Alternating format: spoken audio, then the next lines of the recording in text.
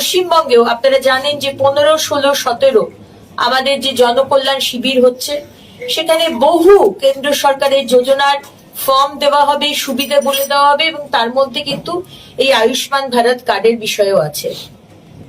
আজকে প্রধানমন্ত্রী সুরক্ষা বীমা যোজনার মাধ্যমে এ পর্যন্ত 58.09 করোড় বেশি মানুষ উপকৃত হয়েছেন।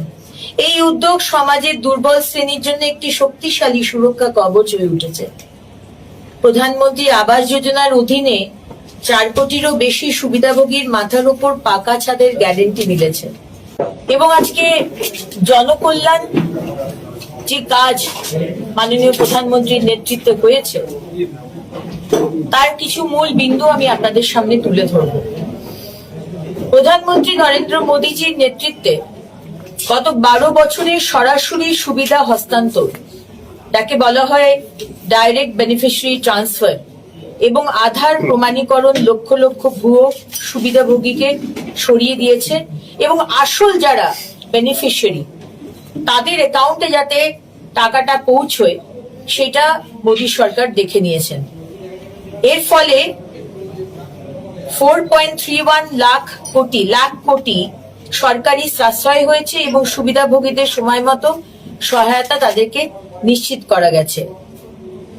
আপনারা জানেন যে মাননীয় প্রধানমন্ত্রী আজকে গরিবী হাটাও, দারিদ্র দূরীকরণ করো, এটা সব কেবল একটি স্লোগান হয়ে রয়ে থাকেনি।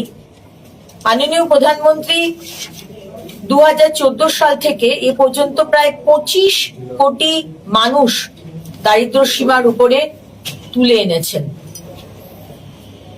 আজকে এই 12 বছরে মাননীয় প্রধানমন্ত্রী গরিব কল্যাণ অন্ন যোজনার মাধ্যমে করোনার মতো কঠিন সময় আপনারা জানেন যে প্রায় 81 করোড় 81 কোটিরও বেশি দেশবাসীকে বিনামূল্যে রেশন দেওয়া হয়েছে।